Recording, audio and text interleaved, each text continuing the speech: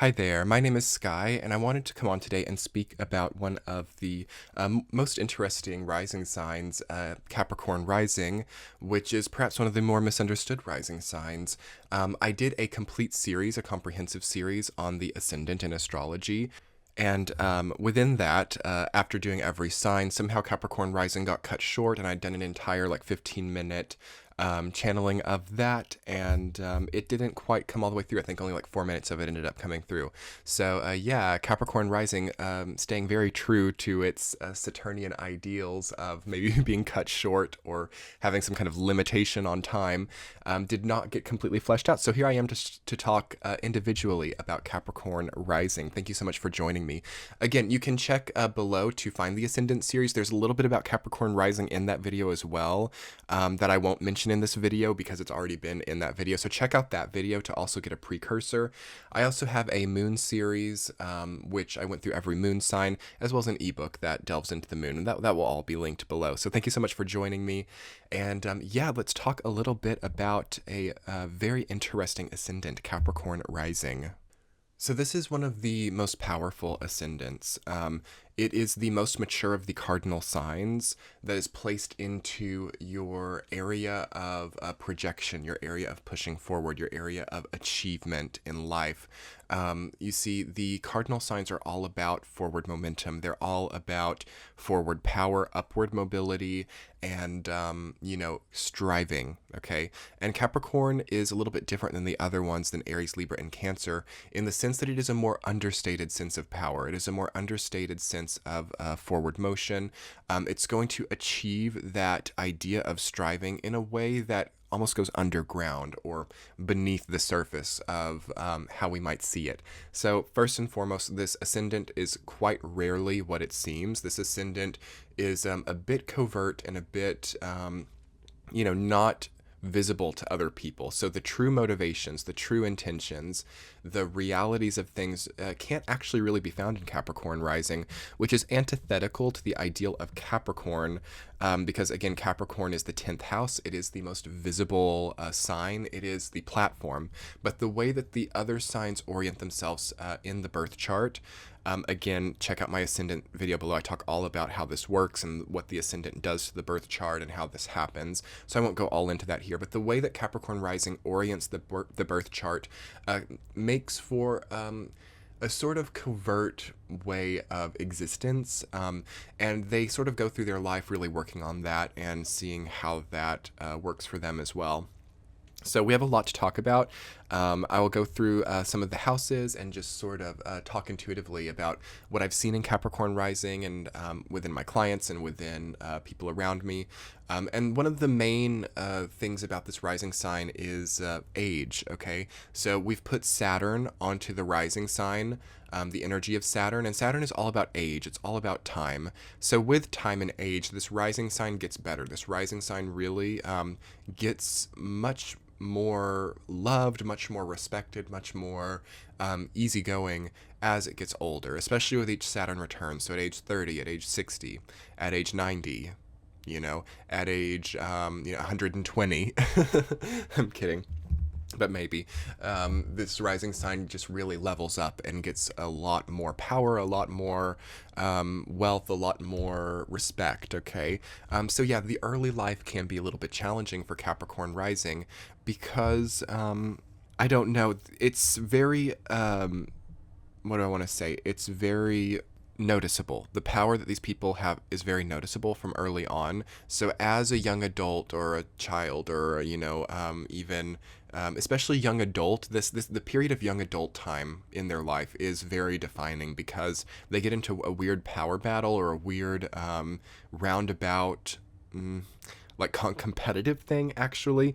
Aries rules over their 4th house, so competition and competitive themes become a starting point and become even a rock bottom, or even an area for some of them where they derive true pleasure or true emotional starting points is in competition and in even anger or power dynamics, control dynamics. Mars rules over the fourth house, which is a debilitated energy line, as Mars is traditionally debilitated in Cancer. So all of these things that deal with parenthood, that deal with the relationship with their mother or father, the less disciplinary parent, and how they emote and how they find their center. These are struggles early in life. There can even be maybe a roughness about it, or a bloodlust relating to getting that emotional, soothing sense of comfort, as they might see that a lot of people around them are just living in comfort, or a lot of people around them are just easygoing, and maybe the weight falls onto their shoulders to solve problems or to be the parent.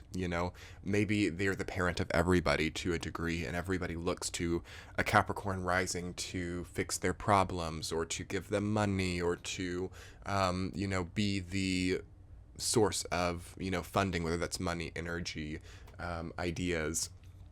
Yeah, this rising sign has a weird relationship with parenthood, and a weird relationship with their children as well. Weird isn't the right word, but just very emphasized, the relationship with the children. It's something that's upfront. It's obvious. It's not so subtle. Okay, there are not so subtle issues that come up with the parents, with the children, and just the way that they parent themselves as well. And that's the root of it all. The way that they parent themselves is too overbearing, too competitive, too just I don't know. It's the Mars energy, the Aries energy. It's too warlike almost. They might be too warlike with themselves and too aggressive. So they have to really soften the edge with themselves, and soften how they treat themselves, speak to themselves, and move through their lives. It can be very rigid and very hot, and just war-spirited to a degree. So soften that up, Capricorn rising. It's a lot better. And with age, they start to really do this. They start to really get softer on themselves, because they realize they have to if they're going to survive. And then that really starts to fix things up. So something that I think about a lot with Capricorn rising is they have all the fire signs on their water houses. So house 4, 8, and 12 are all ruled by the fire signs. So yeah, again, it just makes them sort of unemotional. It makes them they can seem cold, but it's actually hot. But they can come off as a bit cold and frigid, because again, things that seem emotional are not really emotional territory. Sometimes it doesn't click emotionally. Yet there will be times where they go hyper emotional. Okay, that Leo 8th house is a hyper emotional edge, and most of the time it's jovial. Most of the time it's optimistic, spontaneous. But there can be a time when the temper overcomes them, or where the sadness overcomes them, and they will have like an emotional scene, or an emotional explosion. Although this is quite rare. It might happen only once every 30 years or something, but it is something for them. And bottling up emotions, holding down emotions, always, it may empower them in a way, but it also creates misery all around. So there is that aspect of Capricorn rising. For this reason, it's so important for them to find something they enjoy, especially really connecting with nature. That is so rewarding for Capricorn rising. Oftentimes they will live in the country, or they won't really love urbane environments. So if they're born in the city, they might move to the country, or they might vacation, oftentimes in very remote, secluded places. This is really good for what we're just talking about, the sense of emotional moments in Capricorn needs to be channeled through nature walks, or through connecting with gardening, or connecting with the outdoors. So the outdoors are really good for them. It will really help to channel through some of that heavy emotion. Marriage is very emphasized for this rising sign. They have a Cancer ruling over the 7th house, which means that they find the emotional fullness that I was talking about, how they lacked that earlier with the Aries 4th house. They find that and what they needed in someone else, and in a deep relationship within a marriage, or very, very committed long-term relationship. So that will really change them, and hopefully offer healing. This rising sign can have a huge leg up in finding the soulmate, or the twin flame, or whatever we want to call it. They can really discover that and heal emotionally. However, they also have to know when to let go in relationships, as sometimes they can hold on too tightly or be a bit clingy. However, this just also really predilects them to maybe being married to the same person all their lives. Divorce, they won't be very pro-divorce. They won't be very breaking with the status quo. So this is a kind of a status quo rising sign. Not always, depends on the placements, but typically they like tradition and they like hierarchy. And they will really enjoy blending some contemporary things within that, but nothing that breaks too much from hierarchy, okay, or breaks too much from the status quo traditional zest that they do have. This rising sign has Scorpio on the 11th house. So to me, that says that, again, a lot of the emotions, a lot of the, connecting points within their emotional stratosphere comes from society or comes from groups of people, the mundane collective, versus the interpersonal relationships. So the interpersonal relationships may have a dryness or may have a even sometimes an anger about them, but it's not too strong. But however, their relationship with the society and with groups of people around them will really give them emotional motivation or emotional inspiration. And sometimes they may feel or seem more connected to acquaintances or peers than family. Okay, so they will be very, one way or another, they will be very just driven by the peers around them or the acquaintances around them or their reputation, as Libra is on the 10th house, which does tend to suggest a very nice reputation, a very Venusian loved, sought after reputation. So they might be very concerned about their reputation. They might be very careful, very pragmatic, very concerned about how they're coming off. So yeah, etiquette, their speaking is incredible. Okay. The way that they speak, the way that they communicate, this is a very strong high point in a Capricorn rising, as Gemini rules over the 6th house. So their communication ability, their elocution, their speaking is very refined and very considered. They have a really strong ability to make everyone around them feel heard or understood or listened to. And because of this, it's not so good for this rising sign's career or everyday life to be outside of communication. So, labor jobs or, things that rely on dexterity, that can be good too, as Gemini is the hands. So they can do that. But to me, it feels like Capricorn rising needs to communicate for their job or for their living. And most jobs require some degree of communication, but maybe something that's very concentrated within that, like consulting or public speaking or, interpreting even. They might be very good and gifted at learning other languages. There's just a really, really strong capability within communication for this rising sign. So, through developing that and through, working on their own communication, maybe even taking like speaking lessons or speech lessons to take it to the next level could be a very empowering thing for them, as a lot of their power will be derived from their ability to speak, which is an interesting thing. The area of change in this rising sign comes within the 2nd house. So we have Aquarius ruling over the 2nd house, which means that money, resources, the management of money, the management of resources and assets is where they will see a lot of change in their life. They will see maybe having liquid money is a bit difficult. However, this rising sign is typically quite wealthy. It is one of the most wealth predilecting rising signs to have. And this means that it will likely be in very tangible resources. So things like land, property, things they can't cash out on necessarily, and they won't want to. Okay, so this rising sign is not the rising sign that will typically, sell the property to get the money and do this or that. They will, it will be a last resort for them if they were to ever liquidify. So there can be struggles for liquid money, though. You can see the person who's like a land baron or something, but, does not actually have much money to their name. However, again, as they age and as they go up, it can go one way or another. Either they can start out young with a enormous amount of wealth, and it can kind of cut off, and get smaller and smaller and smaller as they grow, but they still have a lot. Or it will be quite small when they're born, and it will grow. It doesn't necessarily follow that momentum. Maybe it can be quite big and it can grow, or it can be quite small and it can cut off. It can go any way, but they have to focus on the long term, and they usually do. That's usually quite natural.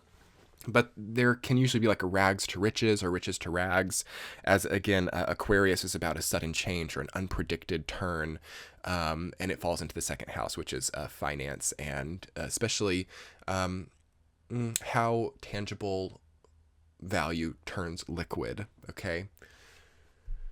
But it shouldn't really be something that scares them either. They have a really good ability to, again, find money in marriages, or to just use their platform and just use their figure, their public figure, whatever you want to call it.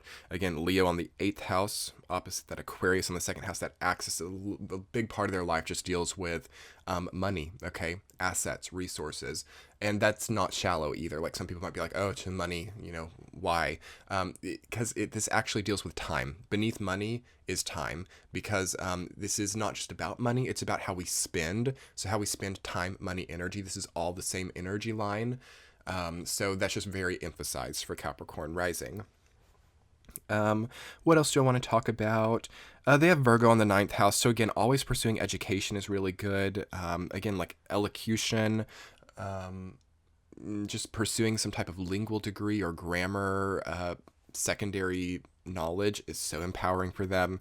That again gives them that incredible communicative ability, and that really, really, just strong diplomacy as well. So they might make a very good ambassador or a very good diplomat or something. At the same time, they won't want to be fake. So this rising sign is one of the most, it always strives for authenticity and always strives to be real. So in that way, any type of career where they have to act fake or act like someone they're not won't be completely right. But if it's for their career, it might be better. But in real life, they will never act fake, and they will never act, like someone they're not to, friends or potential friends or potential clients or whatever it is. They're going to be very down to earth and real. Anything else I want to mention about this rising sign? It just has to remember its power, and it has to remember that it's probably born off of many, many lifetimes of karmic upheaval and karmic work. So maybe there were many lifetimes of very hard labor, or many lifetimes of service or servitude.